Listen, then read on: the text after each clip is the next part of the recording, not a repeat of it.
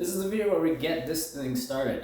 It's been about a 3-month journey, but we're here now, and I'm excited.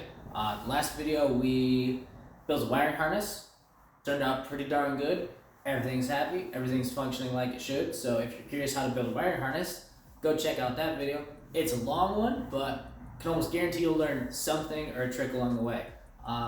Basically, the last thing I needed to get sorted before we could even try to start this thing, so you have to get the trigger angle offset into the standalone so that the ECU knows when TDC on the compression stroke or cylinder number 1 is, because without that, you can't time any other event on the engine. So I'm going to show you the trick that I use to get this, because the 9x4 sight window for TDC is about yay big. I had to use the cam side because the crank one is basically impossible to get to, but I'm going to show you that trick, and without this trick, I could not have done it. Alright, so this is the end of our camshaft. So basically the trick that I did was I lined up our mark for TDC. Obviously that's the mark on the cam gear. So that only happens once every 720 degrees of rotation for the crankshaft, because the cam spins at half the speed of the crank. But basically I was having issues. I could see I did multiple marks in multiple places, but I was having a hard time figuring out where I was with the timing light. So I basically couldn't tell if I needed to advance it more, retard it more.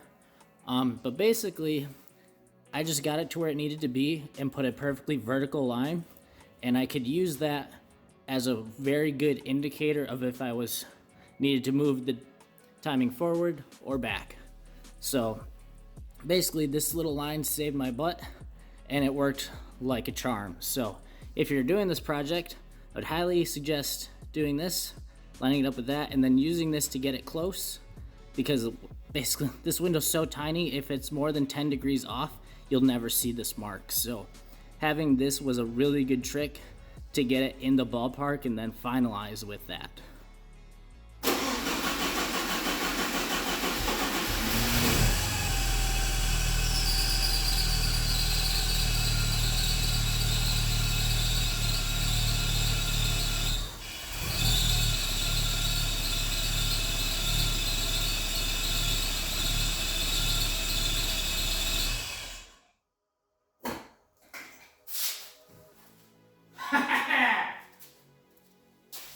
Yeah.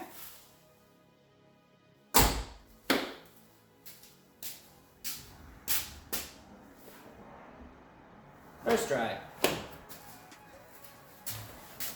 That was pretty great, not gonna lie. First try, never thought it would happen, but apparently the base map, not that bad. Pretty sure my alternator belt is super pissed from the offset, so we might need to look into that. It's been about a week and a half since the last clip, but I wanted to test my theory on removing a rib of the belt and trying to use that to fix the super angry belt noises. So this is now a 5-rib version of the normal 6-rib belt. I think this is going to work because it's a K profile type belt, so that means every rib is 0.135 inches apart. That's the pitch of the ribs. Or no, sorry, 0.140 is the rib pitch, and if you remember, my crank trigger is 0.135 inches thick. So we're talking a 5 thou difference from the crank trigger, or the crank wheel, being pushed this way.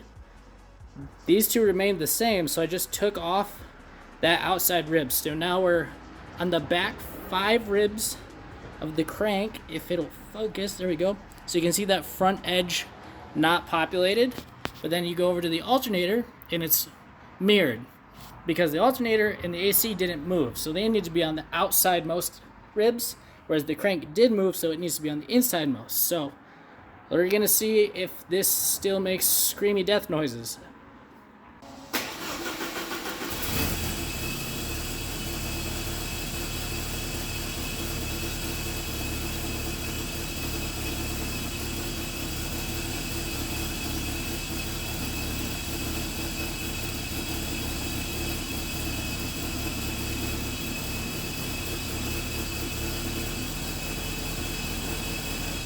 So the 5-rib one works. There's a lot of induction noise out of this, if you can't tell over the video, but no belt squeal. So that's the name of the game. So yeah, this thing starts, it runs, it starts up really easy. It's not tuned in the slightest, but the idle already feels smoother than the 80s ECU could put out. It doesn't have that kind of skip that almost all 944s have, even at idle. So I'm stoked. This is gonna, obviously there's still a lot of tuning to be done, but it's already in a really good place. So yeah, stick around for, I guess, see where this thing goes.